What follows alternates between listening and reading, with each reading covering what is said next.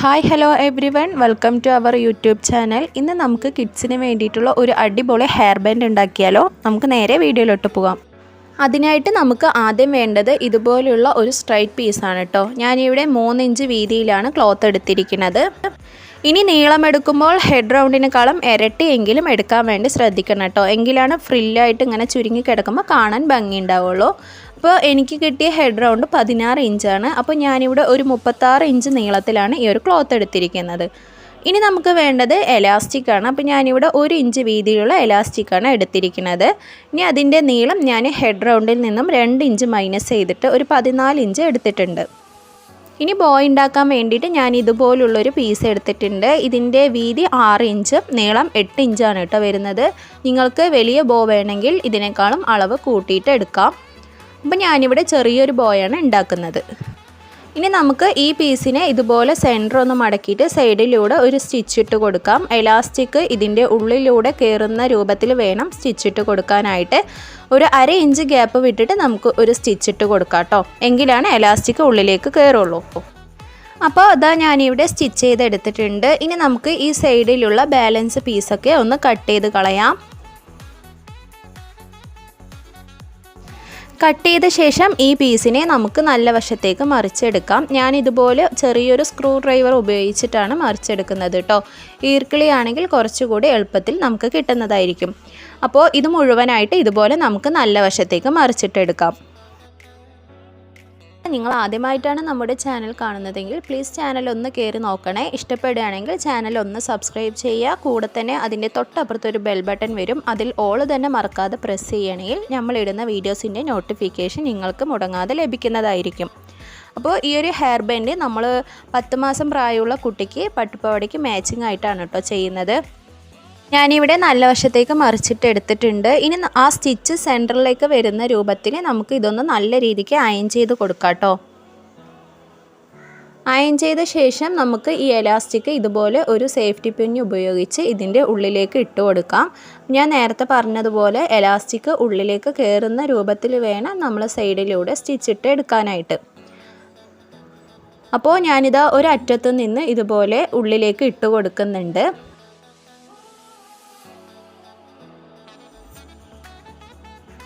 ഇനി എലാസ്റ്റിക്കിൻ്റെ മറ്റേ വശം എത്തുന്ന സമയത്ത് ഇതുപോലെ എലാസ്റ്റിക്കും ആ ക്ലോത്തും ഒരുമിച്ച് ചേർത്ത് പിടിച്ചിട്ട് നമുക്ക് അവിടെ ഒരു സേഫ്റ്റി പിന്ന് കുത്തിക്കൊടുക്കാം. എലാസ്റ്റിക് തെന്നിപ്പോകാതിരിക്കാൻ വേണ്ടിയിട്ടാണ് കേട്ടോ ഇതുപോലെ ചെയ്തെടുക്കുന്നത്. എന്നിട്ട് നമുക്ക് വീണ്ടും ആദ്യത്തെ പോലെ തന്നെ ആ എലാസ്റ്റിക് ആ ക്ലോത്തിൻ്റെ ഉള്ളിലൂടെ ഒന്നുകൂടി ഇട്ടിട്ട് മറ്റേ അറ്റം വരെ എടുക്കണം.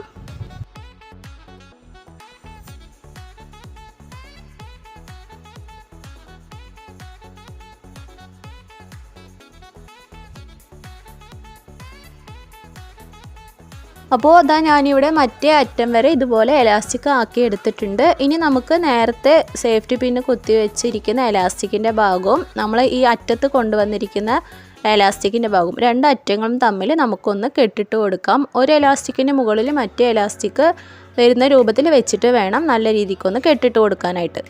അപ്പോൾ ഞാനിവിടെ കെട്ടിട്ട് കൊടുത്തിട്ടുണ്ട്. ഇനി നമുക്ക് ഈ ക്ലോത്തിനെ ഇതുപോലെ ഒന്ന് ലെവലാക്കി കൊടുക്കുക. 2 അറ്റങ്ങളും ഇതുപോലെ തന്നെ ഒരുമിച്ച് വെച്ച ശേഷം നമുക്ക് ആ തുണിൻ്റെ മുകളിലൂടെ കൂടി ഒരു സ്റ്റിച്ച് കൂടി ഇട്ട് കൊടുക്കാം കേട്ടോ. അപ്പോൾ ഞാനിവിടെ സ്റ്റിച്ച് ഇട്ട് എടുത്തിട്ടുണ്ട് കേട്ടോ. അപ്പോൾ നമ്മുടെ ബാൻഡ് ഇവിടെ റെഡി ആയിട്ടുണ്ട്. ഇനി നമുക്ക് ഇതിലേക്കുള്ള ബോ എങ്ങനെയാണ് സ്റ്റിച്ച് ചെയ്യുന്നത് നോക്കാം കേട്ടോ. അതിനായിട്ട് നമ്മൾ നേരത്തെ എടുത്ത് വെച്ചിരിക്കുന്ന ക്ലോത്തിനെ ഇതുപോലെ സെൻറ്റർ ഒന്ന് മടക്കി കൊടുക്കുക. ഞാനിവിടെ ചെറിയൊരു ബോയാണ് ഉണ്ടാക്കുന്നത്. നിങ്ങൾക്ക് വലിയ ബോ വേണമെങ്കിൽ ഞാൻ പറഞ്ഞ അളവിനേക്കാളും കൂടുതൽ എടുക്കുക കേട്ടോ. ഇനി നമുക്ക് ഈ 3 സൈഡും ഇതുപോലെ ഒന്ന് സ്റ്റിച്ചിട്ട് എടുക്കണം. അപ്പോൾ ഞാനിതാ ഇവിടെ സ്റ്റിച്ചിട്ട് എടുത്തിട്ടുണ്ട്. നമ്മുടെ ഒരു വശം ഫോൾഡിങ്ങിൻ്റെ ഭാഗമായിരിക്കും കേട്ടോ. അതുകൊണ്ടാണ് 3 വശം സ്റ്റിച്ച് ചെയ്യാൻ പറഞ്ഞത്. ഇനി ഇതിൻ്റെ എല്ലാ വശങ്ങളും നമുക്ക് ഒരു കട്ടും കൂടി ചെയ്ത് കൊടുക്കാം കേട്ടോ. ഇനി ചെയ്യേണ്ടത് ഈ ക്ലോത്തിൻ്റെ മുകൾ വശത്തെ തുണി ഇതുപോലെ ഒന്ന് സെൻറ്റർ കൈകൊണ്ട് പിടിച്ച ശേഷം ആ ഭാഗം ഒന്ന് കട്ട് ചെയ്ത് കൊടുക്കാം കേട്ടോ. അപ്പോൾ നമുക്ക് നല്ല വശം പുറത്തേക്ക് ആക്കി കിട്ടാൻ വേണ്ടിയിട്ടാണ് ഇതുപോലെ ഒന്ന് കട്ട് ചെയ്ത് കൊടുക്കുന്നത്. അപ്പോൾ ഞാൻ ചെറുതായിട്ട് ഇവിടെ ഒന്ന് കട്ട് ചെയ്ത് കൊടുത്തിട്ടുണ്ട്. ഇനി ഈ ഗ്യാപ്പിലൂടെ നമുക്ക് നല്ല വശം പുറത്തേക്ക് ആക്കിയെടുക്കാം. അപ്പോൾ ഇതാ ഇതുപോലെ ആയിരിക്കും നമുക്ക് ക്ലോത്ത് കിട്ടുക. ഇനി നല്ല രീതിക്ക് തന്നെ ഒന്ന് അയൺ ചെയ്ത് കൊടുക്കാം കേട്ടോ 2 സൈഡും.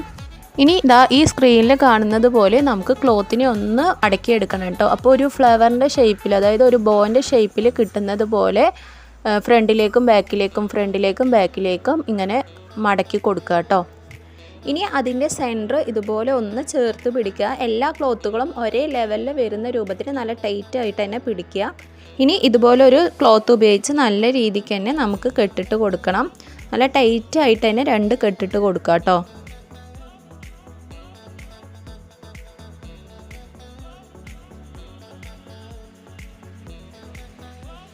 ഇനി ബാലൻസ് വരുന്ന പീസുകൾ നമുക്ക് കട്ട് ചെയ്ത് മാറ്റാം.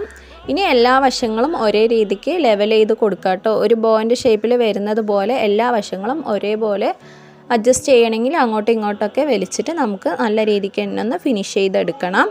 അപ്പോൾ ഇതാ ഇവിടെ നല്ലൊരു ബോ തന്നെ റെഡിയായി കിട്ടിയിട്ടുണ്ട് കേട്ടോ. ചെറിയൊരു കുഞ്ഞു ബോയാണ് നമ്മൾ ഉണ്ടാക്കിയിരിക്കുന്നത്.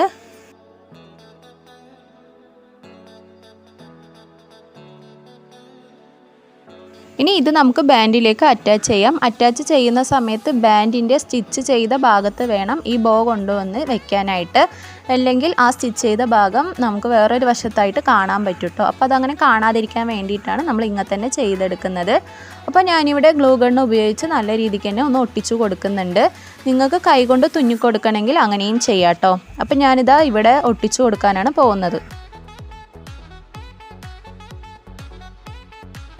അപ്പോൾ ഇതാ ഞാനിവിടെ നല്ല രീതിക്ക് തന്നെ ഒട്ടിച്ച് കൊടുത്ത് ഫിനിഷ് ചെയ്തെടുത്തിട്ടുണ്ട്. നല്ല ക്യൂട്ടായിട്ടുള്ള ഒരു സിമ്പിൾ ഹെയർ ബോയ് ആണ് കേട്ടോ. അപ്പോൾ എല്ലാവരും തീർച്ചയായും ട്രൈ ചെയ്യുക. നിങ്ങളുടെ അഭിപ്രായം ഒന്ന് കമൻറ്റും കൂടി ചെയ്യുക കേട്ടോ.